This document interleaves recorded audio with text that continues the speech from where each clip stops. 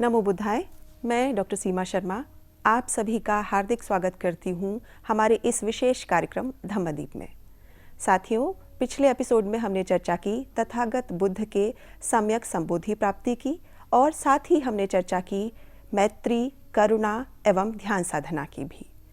इस श्रृंखला को आगे बढ़ाते हुए आज हम चर्चा करेंगे तथागत बुद्ध को सम्यक संबोधि प्राप्ति के बाद बोधि मंडल के आसपास बिताए कुछ सप्ताहों तक के घटनाओं के बारे में। इस विषय पर रोचक जानकारी देने के लिए हमारे मध्य उपस्थित हैं भंते कुशल सुमन जी। आपने बुद्ध दर्शन में उच्च शिक्षा प्राप्त की है तथा आपको अनेक सम्मानों से भी विभूषित किया गया है। इसके साथ साथ आपने विभिन्न मंचों पर अपने विचार भी प्रस्तुत किए हैं। इसके अतिरिक्त मैं भंते जी के विषय में आपको एक और महत्वपूर्ण जानकारी यहाँ देना चाहूँगी। भंते जी बहुभाषी हैं। भंते जी को कई भाषाओं का ज्ञान है। आपने अपनी अकादमिक शिक्षा का माध्यम अंग्रेजी रहा है। इसके अतिरिक्त तेलुगु, सिंधी और हिंदी भाषा आप प्रमुख रूप से जानते हैं। इसके अतिरिक्त भी आप कई अन्य भाषाओं का ज्ञान रखते हैं। भंते जी अपने विचार इस कार्यक्रम में हिंदी के माध्यम से रख रहे हैं और मैं उनके प्रयत्न को यहाँ पर स्पष्ट रूप से देख सकती हूँ। वे नए नए हिंदी शब्दों के प्रयोग को सीख रहे हैं और अपनी भाषा को और अधिक परिष्कृत बनाने के लिए प्रयासरत हैं। तो हम स्वागत करते हैं भंते कुशल सुमन जी का। भंते जी, आपका धम्मदीप कार्यक्रम में बहुत बहुत स्वागत है। भंते जी, हमारा कार्यक्रम आगे बढ़ रहा है और दर्शकों की रुचि भी इसमें स्पष्ट रूप से हमें देखने को मिल रही है, उनके सुझावों के माध्यम से और उनके प्रश्नों के माध्यम से। हमें बहुत सारे प्रश्न मिल रहे हैं अलग अलग प्रकृति के, अलग अलग विषयों से संबंधित, किंतु सभी प्रश्नों को यहाँ पर सम्मिलित करना हमारे समय की सीमा के विरुद्ध होता है। इसीलिए हम सब दर्शकों के नाम भी यहाँ नहीं ले पाते हैं और सभी प्रश्नों को भी हम यहाँ पर सम्मिलित नहीं कर पाते हैं। तो कुछ महत्वपूर्ण प्रश्न हैं जिनको हम यहाँ पर अवश्य शामिल करते हैं अपने कार्यक्रम में। इन्हीं में से एक महत्वपूर्ण प्रश्न मैं यहाँ आज आपसे जानना चाहती हूँ। 4 ब्रह्म विहार क्या हैं और इनके बारे में कृपया हमारे दर्शकों को बताएं। नमो तस्स भगवतो अरहतो सम्मा संबुद्धस्स। नमो तस्स भगवतो अरहतो सम्मा संबुद्धस्स। नमो तस्स भगवतो अरहतो सम्मा संबुद्धस्स। सर्वप्रथम मेरे आचार्य श्री के पुण्य चरणों को कोटि कोटि नमन। फिर मेरे उपाध्याय भंते के पुण्य चरणों को कोटि कोटि नमन। बहुत बहुत धन्यवाद सीमा जी, मुझसे 4 ब्रह्म विहारों के बारे में प्रश्न पूछने के लिए। 4 ब्रह्म विहार। पहले हमें ब्रह्म विहार को समझने के लिए ये समझना अत्यावश्यक है ब्रह्म क्या होता है। जिस प्रकार मनुष्य योनि है, पशु योनि है, इन्हें हम आँखों से देख सकते हैं, इंद्रियों द्वारा महसूस कर सकते हैं, ऐसी ही एक योनि है जो हमें दिखती नहीं है, अदृश्य है, जिसे कहा जाता है ब्रह्म। अक्सर मनुष्य इंद्रिय सुखों में लिप्त रहता है, इसीलिए इसे हम काम लोग कहते हैं। तो ब्रह्म वो होता है जो 4 गुणों में हमेशा विराजमान रहे, वे ब्रह्म होता है। अब 4 गुण कौन कौन से हैं? मैत्री, करुणा, मुदिता, उपेक्षा। तो हमने पिछले एपिसोड में मैत्री और करुणा ध्यान क्या होता है वो अभ्यास करके समझा संक्षिप्त में। आज हम आगे के 2 ध्यानों में इसके बारे में, इस प्रश्न में चर्चा कर सकते हैं, मुदिता और उपेक्षा। ये जो 4 ब्रह्म विहार हैं, ये भारत के जितनी भी परंपराएं रही हैं, अध्यात्म परंपराएं, वर्तमान में 3 मोटी परंपराएं आज जीवित हैं। एक है बौद्ध परंपरा, एक जैन परंपरा और एक हिंदू परंपरा। वर्तमान में ये 3 परंपराएं जीवित हैं। इसके अलावा भी भूतकाल में कई परंपराएं जीवित थी और उनमें ये 4 ब्रह्म विहार की धरोहर बहती रही है। तो हिंदू परंपरा के अनुसार ये जो 4 ब्रह्म विहार हैं इनका जिक्र हमें पतंजलि के योग सूत्र अध्याय प्रथम श्लोक नंबर 33वां उसमें भी इसका जिक्र मिलता है। पतंजलि बताते हैं इन 4 गुणों के संबंध में, मैत्री करुणा मुदितोपेक्षानां सुख दुख पुण्य अपुण्य विषयानां भावत भावना चित्तस्य प्रसादनम। तो पतंजलि कहना चाहते हैं अपने चित्त को प्रकाशमान करने के लिए एक साधक इन 4 गुणों पे निरंतर ध्यान करता है, मैत्री करुणा मुदिता उपेक्षा।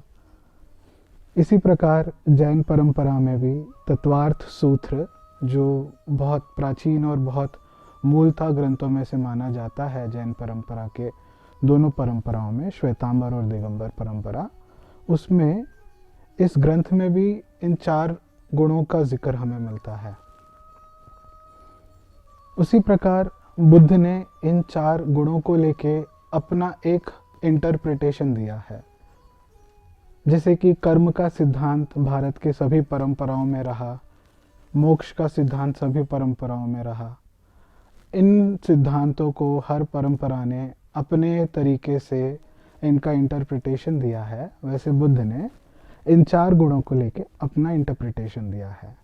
तो कोई व्यक्ति इन गुणों को कैसे बढ़ा सकता है? तो हमने पिछले एपिसोड में ध्यान के माध्यम से यह सीखा था कि एक साधक अपने हृदय केंद्र पे मन को एकाग्रित करता है और यहाँ से जो मैत्री का, करुणा का फुवारा है, ये बहता रहता है अनंत की ओर, सभी दिशाओं की ओर। इसे हम फैलाते हैं धीरे धीरे। तो बुद्ध का कहना था ये जो मैत्री की भावना है, करुणा की भावना है, मुदिता की भावना है, उपेक्षा की भावना है, इसको एक साधक धीमे धीमे इसकी आभा को, इसकी ऑरा को बढ़ाते रहता है। पहले इसकी आभा जिस घर पे रहता है उस घर पे रहने वाले सदस्यों की ओर इसका प्रकाशमान करता है। किस प्रकार से? कि मेरे साथ रह रहे इस घर पे सभी लोग खुश रहें, चिंता से मुक्त रहें, दुख से मुक्त रहें। तो उस घर को अपना सीमा बना लिया और सीमा के अंदर उस भावनाओं को पंप करते रहता है। फिर इसको बढ़ाते हुए हमारे अड़ोस पड़ोस तक हम अपनी आभा को बढ़ाते हैं। अड़ोस पड़ोस में रह रहे सभी दृश्य अदृश्य प्राणी वे खुश रहें, उनका मंगल हो, वे अपने दुखों से मुक्त हों। और इसी प्रकार सीमा को बढ़ाते बढ़ाते गांव की ओर, गांव से शहर की ओर, एक राज्य की ओर, राज्य से देश की ओर, देश से इस कॉन्टिनेंट की ओर, एशिया कॉन्टिनेंट के बाहर निकल जाता है अपनी आभा को बढ़ाते बढ़ाते। सारे भूगोल को, सारे धरती को अपनी एक दायरा बना लेता है, एक सीमा बना लेता है और उस सीमा के अंदर निरंतर करते रहता है मैत्री, करुणा, मुदिता, उपेक्षा। और इस सीमा को सिर्फ यहीं पे ही नहीं सीमित रखता एक साधक, इसको बढ़ाते बढ़ाते बढ़ाते सोलर सिस्टम की ओर पहुंच जाता है और ब्रह्मांड के उस कोने कोने तक जाता है जहाँ पे कोई भी दृश्य अदृश्य प्राणी हो, उनको अपनी इन तरंगों से पंप करते रहता है। जितने भी दृश्य अदृश्य प्राणी हैं इस ब्रह्मांड के कोने कोने तक, उन सभी का भला हो, मंगल हो, कल्याण हो, सभी अपने दुखों से मुक्त हो। तो इसी प्रकार बुद्ध ने बताया कि इन 4 गुणों को, जिसमें हमेशा ब्रह्म विहार करते हैं, इन 4 गुणों को एक साधक निरंतर इनका अभ्यास करते रहता है। और कई सूत्रों में इस प्रकार से बुद्ध ने इन 4 गुणों के बारे में हमें बतलाया है। सबसे अति प्रिय सूत्र इसके संदर्भ में, इन 4 गुणों के संदर्भ में जो मुझे लगता है वो है दीर्घ निकाय का तेविज्य सूत्र। तेविज्य सूत्र में बुद्ध बतलाते हैं जिस प्रकार से कोई एक व्यक्ति हो, नगाड़ा बजाता हो, जब नगाड़ा बजा रहा है तो जो नगाड़े से निकलने वाली धुन है वो हर दिशा की ओर फैलती है, आगे की ओर, पीछे की ओर, दाएं बाएं, हर दिशा की ओर। जिस प्रकार से नगाड़े की धुन फैलती है, उसी प्रकार एक व्यक्ति को अपने हृदय केंद्र से इन चारों गुणों को फैलाना है हर दिशाओं की ओर।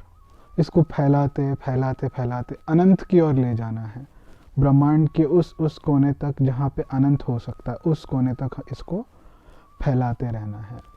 तो यही साधना ब्रह्म विहार कहलाती है और ये बुद्ध के द्वारा सिखलाई गई पद्धतियों में से एक है।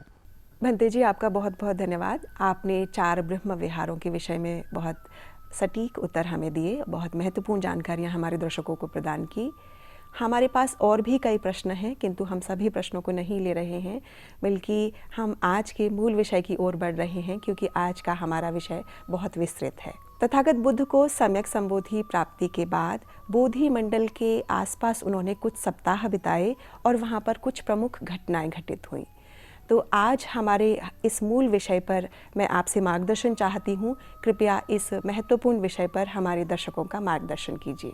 तो आज के हम एपिसोड की ओर बढ़ते हैं। हमने इससे पहले के एपिसोड में ये देखा, तथागत बुद्ध को सम्यक संबोधि प्राप्त हो जाती है। सम्यक संबोधि प्राप्त होने के बाद तथागत बुद्ध अपनी निर्वाण की शांति का अनुभव लेने के लिए कुछ सप्ताह उस बोधि वृक्ष के आसपास बिताने का निर्णय करते हैं। कुछ ग्रंथों के अनुसार, जो खास करके बुद्ध के बहुत समय के बाद लिखे गए हैं, उन ग्रंथों के अनुसार हमें ऐसा जिक्र प्राप्त होता है कि तथागत बुद्ध ने इस बोधि वृक्ष के आसपास 7 सप्ताह रह के अपना समय बिताया। मगर मूलतः जो मूल पिटक है, जिसे हम त्रिपिटक कहते हैं, उसके अंतर्गत जो विनय पिटक है, उस विनय पिटक के एक ग्रंथ का नाम है महावग्ग। उसमें हमें तथागत बुद्ध के 4 सप्ताहों का जिक्र मिलता है। जब तथागत बुद्ध बन जाते हैं तो वे 4 सप्ताह तक इस बोधि वृक्ष के आसपास ध्यान कर रहे होते हैं। तो पहले सप्ताह तथागत बुद्ध बोधि वृक्ष के नीचे ही बैठकर 1 सप्ताह ध्यान मग्न रहते हैं और अपनी उस निर्वाण अवस्था का साक्षात्कार करते हुए, उसका अनुभव करते हुए शांति में बिताते हैं। 1 सप्ताह जैसे ही पूर्ण होने आता है, वे अपने ध्यान से निकलकर 12 कड़ियों वाला, जिसको हम प्रतित्य समुपाद या पटिच्च समुपाद कहते हैं, उसका चिंतन मनन करना शुरू करते हैं। तो ये प्रतित्य समुपाद क्या हुआ? तथागत की खोज ही यही थी, ये जो पुनर्जन्म का चक्र चलता आ रहा है, इस पर रोक लगानी है। और इसी चक्र को जब रोक लगा दी गई, उसी को ही निर्वाण कहा। तो ये जो चक्र चल रहा है, ये चक्र कैसा है? तो तथागत बुद्ध के अनुसार ये चक्र जो है 12 कड़ियों से बनता है। अब ये 12 कड़ियाँ क्या होती हैं? तो इसको तथागत अपनी एक गाथा में बतलाते हैं। अविद्या पच्चया संखारा, संखार पच्चया विज्ञानं, विज्ञान पच्चया नाम रूपं, नाम रूप पच्चया सलायतनं, सलायतन पच्चया फस्सो, फस्स पच्चया वेदना, वेदना पच्चया तणहा, तणहा पच्चया उपादानं, उपादानं पच्चया भवो, भव पच्चया जाति, जाति पच्चया जरा मरणं, शोको परिदेव दुःखदो मनस्सुपायास संभवन्ति, एवमेतस्य केवलस्य दुःखखण्डस्य समुदयो होति। तो इसमें तथागत कहते हैं, ये जो दुख का जो चक्र है, 12 कड़ियों वाला, ये इस प्रकार शुरू होता है। अविद्या के कारण ही संस्कार की उत्पत्ति होती है और संस्कार के कारण ही विज्ञान की, विज्ञान से ही नामरूप, नामरूप से ही षडायतन, षडायतन से फस और फस से वेदना, वेदना से तन्हा, तन्हा से उपादान, उपादान से भव, भव से जाति, जाति से जरा मरणं शोक परिदेव दुख दो मनस्सुपायासा संभवंती। ये जो चक्र है 12 कड़ियों का, इसी के द्वारा ही बार बार दुख का आवागमन होता है, उत्पत्ति होती है। और इसी ही दुख के चक्र को नष्ट करने के लिए आगे ऐसे बतलाया तथागत ने, अविद्या त्वेव अशेष विराग निरोधा संखार निरोधो, संखार निरोधा विज्ञान निरोधो, विज्ञान निरोधा नाम रूप निरोधो, नाम रूप निरोधा सलायतन निरोधो, सलायतन निरोधा फस निरोधो, फस निरोधा वेदना निरोधो, वेदना निरोधा तणहा निरोधो, तणहा निरोधा उपादान निरोधो, उपादान निरोधा भव निरोधो, भव निरोधा जाति निरोधो, जाति निरोधा जरा मरणं शोक परिदेव दुख दो मनस्सुपाया निरुज्झन्ति, एवमेतस्य केवलस्य दुख खंदस्य निरोधो होति। तो इसके अनुसार तथागत कहते हैं किस प्रकार से अविद्या को समाप्त करने से संखार अपने आप समाप्त हो जाता है, संखार के समाप्त होने से किस प्रकार विज्ञान की समाप्ति होती है, विज्ञान की समाप्ति से नाम रूप की, नाम रूप की समाप्ति से सलायतन, सलायतन की समाप्ति से फस, फस की समाप्ति से वेदना, वेदना की समाप्ति से तणहा, तणहा की समाप्ति से उपादान, उपादान की समाप्ति से भव, भव जैसे ही समाप्त होता है जाति जरा मरणं शोक परिदेव दुख दो मनस्सुपायास निरुज्झन्ति। और इस प्रकार ये जो 12 कड़ियों वाला जो भव चक्र है ये समाप्त हो जाता है। तो तथागत बुद्ध ने प्रथम सप्ताह बोधि वृक्ष के नीचे बैठ के जो अनुभव किया, अनुभव करने के बाद उनके मन में जो चिंतन मनन हुआ वो इस पटिच्च समुपाद कहलाया। तो इस प्रकार तथागत ने प्रथम सप्ताह बोधि वृक्ष के तले बैठ के जब ध्यान साधना कर ली और प्रतित्य समुपाद की चिंतन की, उसके बाद वे वहाँ से उठकर पास ही एक वृक्ष था जिसका नाम अजपाल निग्रोध है, वहाँ पे चले जाते हैं। अजपाल का अर्थ ये भी हो सकता है कि उस वृक्ष के आसपास भेड़ बकरियाँ कुछ ज़्यादा मात्रा में होंगी, तो इसीलिए उस पेड़ का नाम अजपाल निग्रोध पड़ा। तो जब तथागत एक सप्ताह इस अजपाल निग्रोध वृक्ष के तले बैठकर ध्यान साधना करते हैं, एक सप्ताह समाप्त होने पे एक ब्राह्मण उनके पास आता है और आने के बाद तथागत से पूछता है कि ऐसी कौन सी बातें हैं किसी व्यक्ति को ब्राह्मण बनाती हैं। तो इस प्रश्न का उत्तर देते हुए तथागत कहते हैं, कोई भी व्यक्ति जो बुरी बातों से दूर रहता है, बुरे कर्म नहीं करता है, अभिमानी नहीं होता, निर्मल होता है, ज्ञान से परिपूर्ण होता है, जो ब्रह्मचर्य का पालन करता है, ऐसा व्यक्ति स्वयं को ब्राह्मण कह सकता है। ये थी दूसरे सप्ताह की घटना। तीसरे सप्ताह जब तथागत बुद्ध ने अजपाल निग्रोध वृक्ष के नीचे बिता लिया अब वहाँ से उठ के पास ही के और एक वृक्ष होता है, पेड़ होता है, उसके तले जाके ध्यान साधना शुरू करते हैं। इस वृक्ष का नाम होता है मुचलिंद। जब ध्यान साधना शुरू करते हैं तो समाधि में जब लीन होते हैं तथागत, अकाल वर्षा शुरू हो जाती है, मौसम खराब हो जाता है, आंधी तूफान ये सारी आने लगती हैं।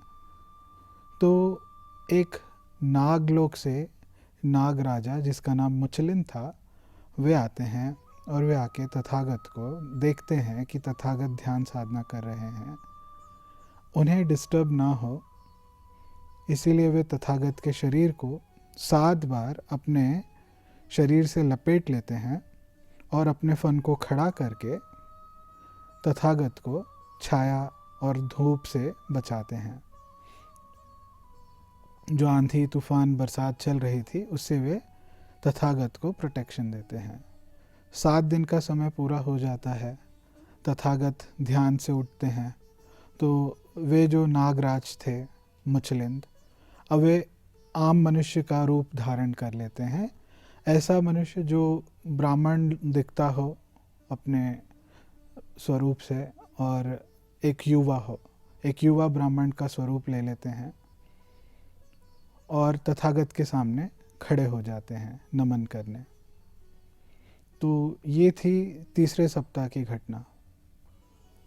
चौथे सप्ताह में वहीं से तथागत जहाँ पे इस मुचलिंद वृक्ष के नीचे ध्यान कर रहे थे, वहाँ से उठ के वे पास ही के और एक वृक्ष होता है जिसका नाम राजायतन है। राजायतन वृक्ष के नीचे तथागत बैठ के ध्यान साधना शुरू करते हैं। ध्यान साधना शुरू कर रहे थे तो बगल से ही 2 व्यापारी, जो एक का नाम तपस्सु था, एक का नाम भल्लिक था। तपस्सु भल्लिक वहाँ से गुजर रहे थे। कुछ ग्रंथों के अनुसार हमें काफ़ी गहराई में इसका जिक्र मिलता है। किस प्रकार से मिलता है? जैसे कि तपस्सु भल्लिक जो थे, आज का जो देश है म्यांमार, भारत का पड़ोसी देश म्यांमार, वहाँ के मूल निवासी थे और वे भारत में अपना व्यापार करके अपने देश लौट रहे थे। लौटते समय उनके साथ 500 बैलगाड़ियाँ थी और कई प्रकार का उनका जो भोजन था, उस व्यापार करने की सामग्री थी, वे अपने देश लौट के ले जा रहे थे। तो इस दौरान में जब वो वहाँ से गुज़र रहे होते जहाँ पे तथागत बैठ के ध्यान कर रहे थे, तो वहीं पे मौजूद एक देवता, जो पिछले जन्म में इनका कोई रिश्तेदार हुआ करता था, देवता मनुष्य रूप में, अब जब वो देवता बना तो उसने तपस्सु और भल्लिक को रोक के कहा कि तथागत बुद्ध, ऐसा व्यक्ति जो तथागत बन चुका है, बुद्ध बन चुका है, वो पास में ही बैठ के ध्यान कर रहे हैं। ये आप लोगों के लिए बहुत अच्छा अवसर है पुण्य अर्जित करने का। आप लोग जाएं तथागत बुद्ध को भोजन का दान दें। तो तपस्सु भल्लिक अपने साथ चावल से बने जो खिचड़ी होती है, यानी तो चावल से बनी जो खीर है वो, और साथ में शहद, ये लेके जाते हैं तथागत को भोजन दान देने के लिए। तब उस अवसर पर तथागत बुद्ध के पास इन सप्ताहों के दौरान जब तथागत बुद्ध ध्यान कर रहे थे, उन्होंने कुछ भोजन ग्रहण नहीं किया था। ये पहला भोजन होने वाला था तथागत बुद्ध का, और उनके पास कोई पात्र नहीं था जिसमें वे ये शहद और ये चावल से बना जो खीर है इसे वे ले पाते। तो तथागत बुद्ध जब ये सोच रहे थे तो उसी समय आसपास में जो देवता मौजूद थे, जिनको खास करके बौद्ध परंपरा में बतलाया जाता है चतु महाराज का। चतु महाराज जी का ये वो देवता होते हैं जो चारों दिशाओं के जो देवता हैं उनके राजा, उनके जो राजा हैं, ये आते हैं तथागत बुद्ध को एक पात्र भेंट करते हैं। जब पात्र भेंट किया जाता है तो तथागत बुद्ध उस पात्र में खीर का और शहद का दान ग्रहण करते हैं। ये भोजन के बाद जो दोनों व्यापारी थे, तपस्वी भल्लिक, इन्होंने बुद्ध और धर्म की संग ग्रहण की। ये दो पहले ऐसे बने जिन्होंने बुद्ध और धर्म की शरण ग्रहण की, क्योंकि उस समय संघ की अभी तक स्थापना हुई नहीं थी। तो ये एक प्रकार से दो गृहस्थ उपासक बने। तो ये जो 4 सप्ताहों का जिक्र है, हमें मूलतः इसका जिक्र विनय पिटक के महावग्ग में मिलता है। इसके अलावा जो और 3 सप्ताह जो बुद्ध ने बिताए इस बोधि वृक्ष के आसपास रह के, जिसे बोधि मंडल कहा जाता है, उस बोधि वृक्ष के आसपास रह के जो तथागत बुद्ध ने जो और 3 सप्ताह बिताए, इसका हमें जिक्र इस विनय पिटक के महावग्ग में नहीं मिलता। तो आज के लिए इतना ही। आने वाले एपिसोड में हम और बाकी की चर्चा करेंगे। भवतु सब्ब मंगलम, भवतु सब्ब मंगलम, भवतु सब्ब मंगलम। सबका भला हो, सबका मंगल हो, सबका कल्याण हो। सुखियों सुखियों सुखियों। बंदे जी, आपका बहुत बहुत धन्यवाद। आपने इस महत्वपूर्ण विषय पर बहुत विस्तार से हमारे सामने चर्चा की। तथागत बुद्ध के सम्यक संबोधि प्राप्ति के बाद बोधि मंडल के आसपास उन्होंने जो कुछ सप्ताह बिताए, वहाँ पर जो कुछ प्रमुख घटनाएं घटित हुई, आपने उनमें से कुछ महत्वपूर्ण जानकारियों को हमारे समक्ष रखा, हमारे दर्शकों का ज्ञानवर्धन किया। इस विषय को हम निरंतरता में आगे रखेंगे, क्योंकि यह एक बहुत विस्तृत विषय है और किसी एक एपिसोड में से समेटना हमारे लिए संभव नहीं होगा। प्रिय दर्शकों, आज के इस कार्यक्रम में इतना ही। अब समय हो चुका है आज के इस कार्यक्रम को यहीं विश्राम देने का, लेकिन उससे पूर्व आपको बताना चाहती हूँ, आपके मन में किसी तरह के प्रश्न हो या जिज्ञासाएं हों तो आप इस कार्यक्रम के माध्यम से हमसे पूछ सकते हैं। प्रश्न पूछने के लिए हमारा व्हाट्सएप नंबर है 9639010109। आप हमें ईमेल भी कर सकते हैं। हमारी ईमेल आईडी है subharatibuddha@gmail.com। तो आशा करते हैं आप अपनी जिज्ञासाओं को दबाएंगे नहीं और अपने प्रश्न भी हमें भेजते रहेंगे इस कार्यक्रम का हिस्सा बनकर। तब तक मैं डॉक्टर सीमा शर्मा भंते कुशल सुमन जी के साथ आपसे विदा लेती हूँ। कल इसी समय आपके सामने फिर उपस्थित होंगे। नमो तस्सा भगवतो अरहतो